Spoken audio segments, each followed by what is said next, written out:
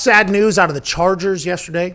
Derwin James, superstar safety for the Los Angeles Chargers. And great personality, by the way. I've seen him do a lot of things. Great personality, great teammate, great football player. Stud for the Chargers. Going to be there for a long, long time in L.A. He will probably be a staple that they will build around on the defensive side of the ball, because the way it was talked about with the way he plays is they had to fundamentally change the defense whenever he got hurt before, because he was able to do things that, you know, you think about Troy Polamalu, guy who just changed the entire defense. Ed Reed changed the entire defense. And then he's not a safety, but if you look at Darrelle Revis, he changed an entire defense because he just had an entire island where it's like, hey, we can do everything else we want to do. Derwin James is one of those guys for the Chargers. He does his thing, and then the other 10 just kind of have to fill in their spot. So when they lost him before, it was a big hit. The Chargers have been hit by the injury bug harder than most teams, I think, in the last 3 years. We have an entire list of their injuries. In 17, Mike Williams was out for 5 weeks. Perriman out for 8. Jason Verrett out 15. Joey Bosa 2 years ago out 10 games. Hunter Henry, obviously. You remember Stephen A. Smith said he was going to have a big game. He was out for the entire year. Verrett out again. Derwin James was out 11 games last year. Now he's out for 6 to 8 months. Okung, Mike Williams again. I mean, that's a lot of big-time names getting injuries. And it was, from my sources, from my sources, they went in for the meniscus surgery. They were going to trim the meniscus surgery, which was like a 3 to 5 week recovery time. They thought he was going to be able to come back. Whenever they went in, allegedly, according to my sources, they found out that they had to sew that thing back together, and he will heal, but it is going to be an extended time, 6 to 8 months, full rehab, full recovery. They thought they'd be able to do one thing. They got in there, realized they couldn't. So now Derwin James, one of the best young players in the league,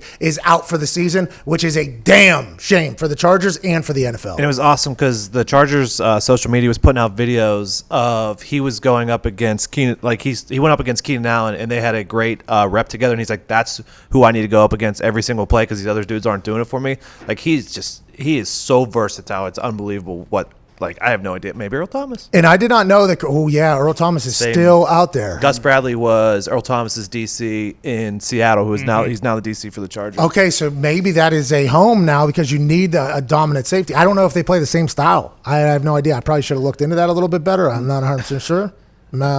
At one point. But you know, the thing about those two guys is when they play the football and they're playing the football good, tough to replace them, man. Tough to replace. The thing about their football is whenever they're on their feet and they're backpedaling and they're running, they're reading, you know, is it pass, is it run? We don't know, and we're giving out the right. When they're doing that at a high level, good football players.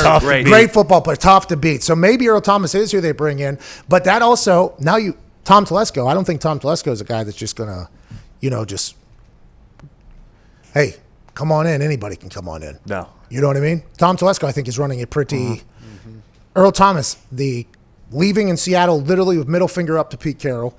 Then Baltimore, they're saying conduct detrimental to the team is why he was cut because he got in a fight with people. It's like that. Those two things, even though it might just be unfortunate situations for Earl Thomas, like for instance, that fight in practice, it might just been an unfortunate situation where something popped off, which can happen. Maybe he was having a bad day, which can happen. But that with the Seattle thing, with general managers and football people that hate distractions, hate anything like that could mess up their culture, that's going to be something that people are going to ask about with Earl Thomas. I mean, that is going to be a question that's asked. Not that it won't get signed because he's an incredible player, and maybe he'll be able to explain, like, yeah, these were just two very bad situations. But that is something that I would assume everybody has to think about. And Derwin James seems to be loved by his teammates. So it's like, what do we do here? Well, and then bad timing. I think Adrian Phillips, who was their other starting safety, went to New England this offseason. So. Yeah. Oh, yeah. Our secondary is stacked. It bodes well that his old DC coaches for the Chargers, right? Because if he can kind of he already understands Earl. Maybe. You know? I don't know. I honestly, Gus Bradley, by the way, I think is loved by every player that's ever played for him. I used to talk to Gus Bradley in warm-ups whenever he was down in Jacksonville, and I never understood why we started talking to each other, but I enjoyed it every single time. It was like, what's up, Gus? What's up, Pat? Like a full-on thing. Never played for him, obviously. Didn't have any similar people, but I think he's liked by about everybody. Like Gus Bradley's one of those guys. So if he can get Earl Thomas in that defense, buy in, here we go. Maybe it's a great landing spot for Earl Thomas. Well, he's from Minnesota, went to North Dakota, so he's just a nice guy. Gus Bradley? Yeah. Hey, Minnesota, nice down there. Yeah. Nice.